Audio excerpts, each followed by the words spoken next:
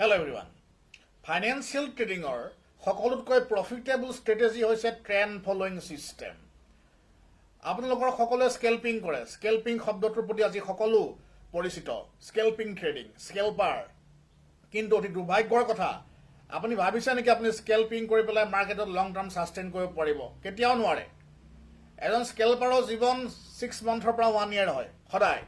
কিন্তু বস্তুটো কি আমি স্পেচিয়েল সিচুৱেশ্যনত স্কেলপিং কৰিব লাগে? আজি স্পেচিয়েল ইকনমিক কণ্ডিশ্যন বা স্পেচিয়েল আজি নিউজ এটা ইভেণ্ট আহিছে বা CPI ডাটাছ বা এনেকুৱা ধৰণৰ বেলেগ বেলেগ ইকনমিক কণ্ডিশ্যন আমি স্কেলপিং কৰা দৰকাৰ। কিন্তু বস্তুটো কি, আপুনি যদি ভাবিছে আপুনি অনলি স্কেলপিং কৰিয়েই মাৰ্কেটত ছাকচেছ হ'ব, এইটো অসম্ভৱ কথা। আজি W. ৰিগান, আজি জেচি লিভাৰমোৰ, আজি মাৰ্টিন ফ্ৰিং, আজি জন মুৰফি বা টেকনিকেলাইচিছ যোনে আজি বনাইছিলে, তেওঁলোক সকলোৱে আজি একেমুখে স্বীকাৰ কৰে যে এভইড স্কেলপিং প্ৰফিট, আপোনালোকে স্কেলপিং নকৰিব। আজি ৱাল ষ্ট্ৰীটৰ, আজি আমেৰিকা ৱাল ষ্ট্ৰীটত যিমানবিলাক ফাইনেন্সিয়েল ট্ৰেডাৰ আছে সকলোৱে ট্ৰেণ্ড ফলোইং চিষ্টেম আজি ফ'ল' কৰে। আজি ৱৰ্ল্ডৰ টপ ক্লাছ ট্ৰেডিং ষ্ট্ৰেটেজি হৈছে ট্ৰেণ্ড ফলোইং চিষ্টেম, স্কেলপিং কিন্তু নহয়। আজি 1992ত যেতিয়া ট্ৰেডিঙৰ ফাৰ্ষ্ট বুক লিখা হৈছিল, actually কেণ্ডেলষ্টিক্সৰ Japanese candlestick charting technique, কেণ্ডেলষ্টিক্সৰ প্ৰথম বুক হয় এখন, the Bible of candlestick shirt বুলি কোৱা হয়। এখন একচুৱেলি কেণ্ডেলষ্টিক্সো আৱিষ্কাৰ কৰিছিলে 17th centuryত মনিছা হোমাই, কিন্তু 1992 ষ্টিভ নিচনে এখন প্ৰথম কিতাপ লিখিছে আমেৰিকাত, আৰু সেই কিতাপখনে গোটেই ট্ৰেডিঙৰ লেণ্ডমাৰ্কটো চেঞ্জ কৰি দিছে। আৰু তেওঁ নিজেই কৈছে যে আপুনি কেণ্ডেলষ্টিক্সটো চাই পেলাই ডাইৰেক্টলি ট্ৰেডিং নকৰিব। আজি মনিছাই সময়ো কৈছে যে কেণ্ডেলষ্টিক্সটো চাই ডাইৰেক্টলি ট্ৰেডিং নকৰিব। আজি ষ্টিভ নিচনেও কৈছে যে আপুনি কেণ্ডেলষ্টিক্স চাই পেলাই ডাইৰেক্টলি ট্ৰেডিং নকৰিব। কেণ্ডেলষ্টিক্সে মাৰ্কেটত ডাইৰেক্টলি কাম নকৰে। এইবিলাক এটা এটা ট্ৰেডিং কৰা বা আমাৰ এনালাইচিছ কৰা এটা প্ৰচেছ হয়, এটা কমপ্লিট এনালাইচিছ মেথড নহয়। কিন্তু অতি দুৰ্ভাগ্যৰ কথা, আমাৰ অসম বা নৰ্থ ইষ্ট বুলিয়ে নহয়, সমগ্ৰ ভাৰতবৰ্ষত আজি কেণ্ডেলষ্টিক্সৰ মিছ ইউজ হৈ আছে। আজি মেক্সিমাম ট্ৰেডাৰে, মেক্সিমাম মেণ্টৰে কেণ্ডেলষ্টিক্সৰ মিছ ইউজ কৰি মাৰ্কেটত বৰবাদ হোৱা দেখা যায়। এতিয়া এই কেণ্ডেলষ্টিক্সটো ডাউন হৈ আহি আছে, আমি ইয়াত শ্বৰ্ট চেল নকৰোঁ। কেণ্ডেলষ্টিক্সটোৰ লগত ডাইৰেক্টলি বাই বা চেলৰ কোনো লিংক নাই। যদিও কেণ্ডেলষ্টিক্সে মাৰ্কেটৰ ৰিভাৰ্চেল পেটাৰ্ণ বুজায়, কিন্তু আপুনি ডাইৰেক্টলি কেণ্ডেলষ্টিক্স চাই পেলাই বাই বা চেল অৰ্ডাৰ প্লেচ কৰিব নোৱাৰে। এতিয়া আপুনি ভাবিছে নেকি যে কেণ্ডেলষ্টিক্সটোৱে মাৰ্কেটত 100% কাম কৰে? কোনো ষ্ট্ৰেটেজিয়ে মাৰ্কেটত 100% কাম নকৰে। কিন্তু আপুনি যদি কম্বাইনিং ষ্ট্ৰেটেজি এপ্লাই কৰে মাৰ্কেটত 100% কাম কৰে। অতি ইম্পৰ্টেণ্ট কথা। কম্বাইনিং মিনছ আপুনি ফাণ্ডামেণ্টেল কজ লাগিব বা টেকনিকেল কজ লাগিব। দুইটা বস্তু যদি আপুনি কম্বাইন কৰি লয়, আপোনাৰ মাল্টিপল ইণ্ডিকেটৰৰ চ'ৰ্চ লাগিব, মাল্টিপল টাইম ফ্ৰেম চ'ৰ্চ লাগিব, মাল্টিপল পিভট ট্ৰেণ্ডছ বা মাল্টিপল কেমেলৰ চ'ৰ্চ লাগিব আপোনাক। গতিকে আপুনি যদি এনেকুৱা 15টা 20টা বস্তু কম্বাইন কৰি লয়, একচুৱেলি মই পাৰ্চনেলি ট্ৰেড কৰোঁতে আপুনি 30টামান বস্তু আমি কম্বাইন কৰি লওঁ। এই গোটেইকেইটা বস্তু যদি একেলগে ডিটেক্ট কৰে, আৰু সেই গোটেইকেইটা বস্তু সদায় একেলগে ডিটেক্ট নকৰে, কিছুমান পাৰ্টিকুলাৰ চিটুৱেশ্যনত ডিটেক্ট কৰে, আৰু চিটুৱেশ্যনটো যদি আপুনি আগতে গম পাই যায়, সেইবিলাক গম পোৱাত ছিষ্টেমো আছে। আপুনি মাৰ্কেটত এজন ছাকচেছফুল ট্ৰেডাৰ হিচাপে এষ্টাব্লিছ হ'ব পাৰিব।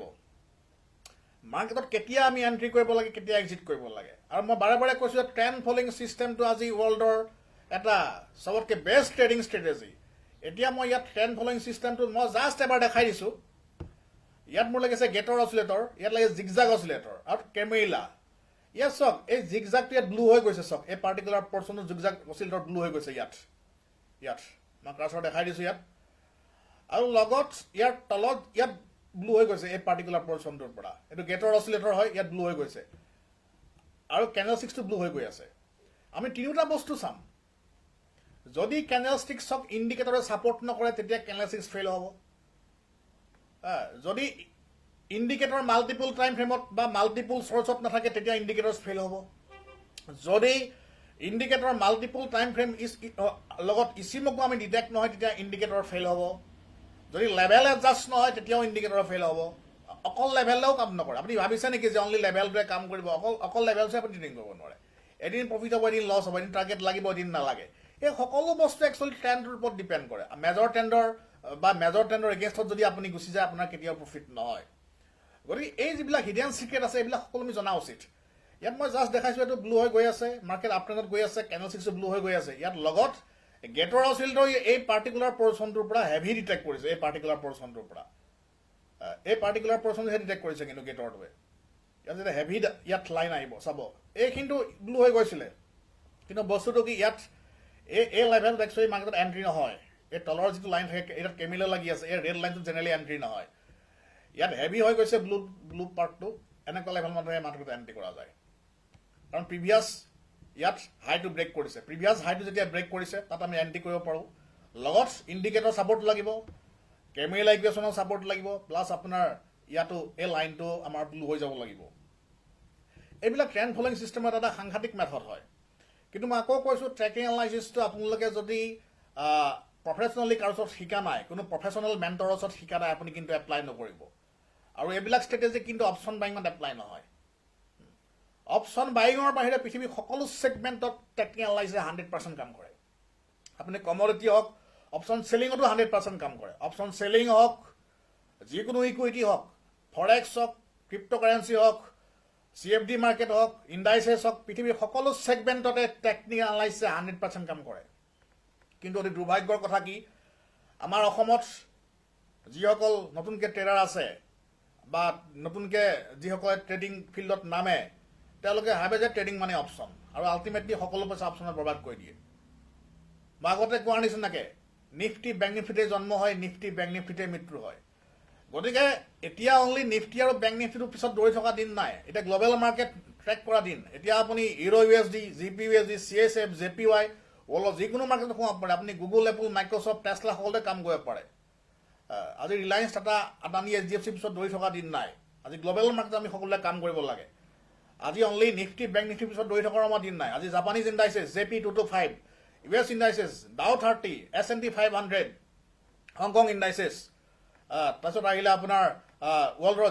যিকেইখন প্ৰথম বিশ্বৰ দেশ আছে তাৰ প্ৰত্যেকটো ইণ্ডাইচত আমি ট্ৰেডিং কৰিব লাগে য'ত নেকি ট্ৰেকিং এনালাইচিছে 100% কাম কৰে য'ত নেকি মাৰ্কেট মেনিপুলেশ্যনো কৰিব নোৱাৰে গতিকে এইবিলাক কনচেপ্টত আমি এতিয়া সোমাব লাগিব গতিকে মই আকৌ কওঁ যে যিসকলে অপশ্যন ট্ৰেডিং কৰি মাৰ্কেটত বহুত লছ কৰিছে তেওঁলোক ফৰেক্সত আহক অপশ্যন চেলিঙত আহক অপশ্যন চেলিং কৰিবলৈ একচুৱেলি বহুত টকা লাগে কমোডিটিজ মাৰ্কেটত আহক আৰু ফাইনেন্সিয়েল ট্ৰেডিঙৰ যিকোনো গাইডেন্সত আপোনালোকক মই সহায় কৰিব পাৰিম যিকোনো ফাইনেন্সিয়েল ট্ৰেডিং ষ্ট্ৰেটেজি আজি মোৰ লগত মোৰ দেন 15,000 technical indicator and robotic technology আছে কোনো টেকনলজি ফেইল নহয় আপুনি যদি তাক এপ্লাই কৰিব জানে আজি অনলি ষ্টকেষ্টিক MACD লৈ কাম কৰা মানুহো আছে আজি ইণ্ডিয়ান মাৰ্কেটত যি আজি 50টা 60টা ইণ্ডিকেটৰ আছে সেইকেইটা লৈ আপুনি কনচিষ্টেণ্টলি কাম কৰিব পাৰিব আপুনি কেণ্ডেলষ্টিক্স পেটাৰ্ণ একচুৱেলি কেণ্ডেলষ্টিক্স পেটাৰ্ণ নহয় চাৰ্ট পেটাৰ্ণ আপুনি চাৰ্ট পেটাৰ্ণ চাইও কাম কৰিব পাৰিব গতিকে আহক আমি সকলোৱে ফাইনেন্সিয়েলি প্ৰফেচনেলি গ্ৰহণ কৰোঁ আৰু এই হিডেন ছিক্ৰেটবিলাক একচুৱেলি সকলোৱে জনা উচিত মই আকৌ কৈছোঁ যে কেণ্ডেলষ্টিক্সৰ জাম্পিং দেখি পেলাই আপুনি কেতিয়াও ট্ৰেডত এক্সিকিউট নকৰিব ট্ৰেড এক্সিকিউট নকৰিব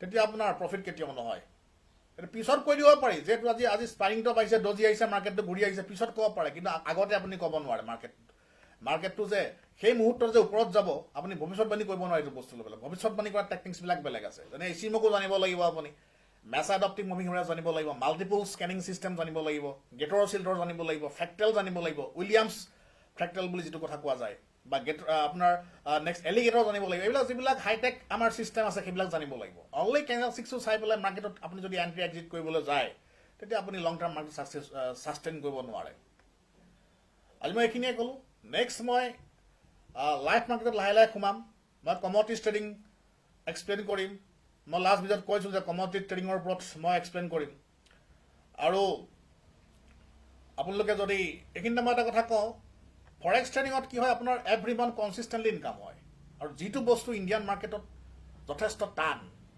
যিকোনো এজন নতুন মানুহ আজি ফৰেক্স ট্ৰেডিং যদি 3 মাহ শিকে এভৰি মান্থ কনচিষ্টেণ্টলি ইনকাম হোৱাটো 100% কনফাৰ্ম তাত একচুৱেলি ছিগনেলবিলাক কি কণ্টিনিউৱাছলি ছিগনেল থাকেই কিন্তু সেইটো বস্তু ইণ্ডিয়ান মাৰ্কেটত নাথাকে ইণ্ডিয়ান মাৰ্কেটত আপোনাৰ কণ্টিনিউৱাছলি ছিগনেলো নাথাকে একচুৱেলি কিন্তু যদি আপুনি কমোডিটিজ ট্ৰেডিং কৰে আপুনি বা সকলো ছেগমেণ্টত ট্ৰেডিং কৰে তেতিয়া আপুনি মাহেকত কিবা এটা ইনকাম হ'ব হ'লেও আপোনাৰ ধৰক ট্ৰেডিং কৰি এভৰি মান্থ আপুনি কনচিষ্টেণ্টলি ইনকাম কৰি পেলাই এটা সুন্দৰ জীৱন যাপন কৰিবৰ কাৰণে ফৰেক্স ট্ৰেডিঙৰ বাহিৰে বেলেগ অপশ্যন ৱৰ্ল্ডত নাই আজি মই এইখিনিয়ে ক'লোঁ নেক্সট মই আকৌ লগ পাম thank you have a great day